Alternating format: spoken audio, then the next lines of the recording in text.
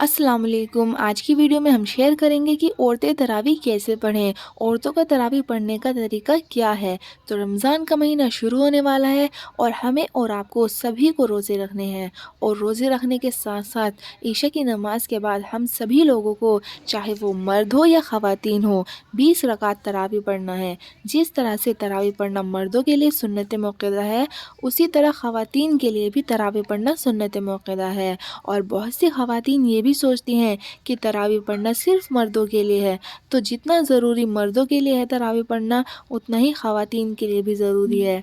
तो अगर आप पहले तरावीह नहीं पढ़ती थी, तो इस रमज़ान में तरावीह ज़रूर पढ़ें। तरावीह पढ़ना इतना मुश्किल नहीं है जितना हम लोग समझते हैं। बहुत आसान तरीका है तरावीह पढ़ने का। सबसे पहले आपको बता दें कि तरावीह की 20 रकात होती हैं, और ये 20 रकात 2-2 रकात करके पढ़ी जाती हैं, और जानबूझकर तरावीह की नमाज़ छोड़ना गुनाह का काम है। और ख़वातीन को घर पर तरावीह की नमाज़ पढ़ना बेहतर है और अफजल है।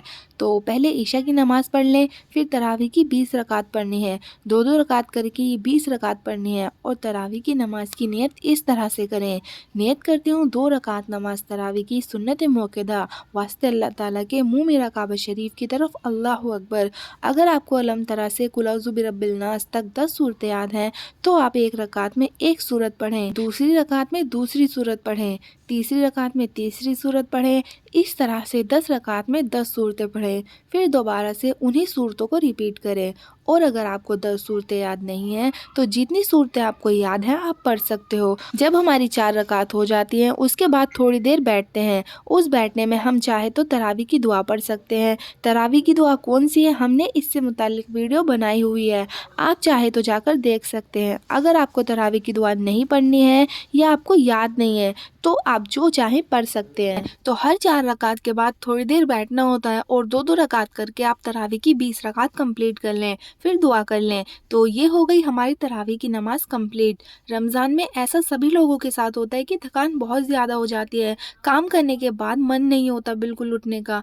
तो हमें अपनी थकावट, बीमारी को भूलकर तरावीह की नमाज पढ़नी चाहिए, क्योंकि अल्लाह की तरफ से हमें 1 महीना मिलता है। इसमें हमें ज़्यादा से ज़्यादा इबादत करनी चाहिए। साल में 11 महीने हम दुनिया के कामों में लगे रहते हैं, अपनी ख्वाहिशों को पूरा करने की कोशिशों में लगे रहते हैं। हमें 1 महीना मिलता है, क्या हम इस महीने में इबादत नहीं कर सकते? क्या हम इतने कमज़ोर हैं? साल का हर महीना हम बेफिक्री से गुजारते हैं, तो क्या हम 1 महीना शिद्दत से अल्लाह सुब्हान व तआला की इबादत नहीं कर सकते? ज़रा सोचो, जब हम थके हुए हों और आँखों में नींद भरी हुई हो, और फिर भी हम उठकर इबादतें करें, नमाज़ पढ़ें, कुरान पढ़ें, तो अल्लाह कितना खुश होगा। तो कोशिश करें ज़्यादा से ज़्यादा इस महीना इबादत करें। खानों पर ज़्यादा तवज्जो ना दें, बल्कि इबादत पर फोकस करें। रमज़ान का महीना इबादत का महीना है, तो तरावीह की नमाज को बिल्कुल भी मिस ना करें। ये सोचकर कि तरावीह तो सिर्फ मर्दों के लिए है, जितनी फजीलत तरावीह की मर्दों के लिए है, उतनी ही औरतों के लिए भी है। रमज़ान के महीने में अज्र ज़्यादा होता है, रहमतें बरसती हैं। जो लोग बीमार हैं या कुछ प्रॉब्लम है, तो बैठकर नमाज पढ़ सकते हैं। शरीयत में बहुत आसानी है, हम खुद ही मुश्किल बनाए बैठे हैं। तो जो लोग कभी भी तरावीह की नमाज नहीं पढ़ते, इस रमज़ान तरावीह की नमाज ज़रूर पढ़ें।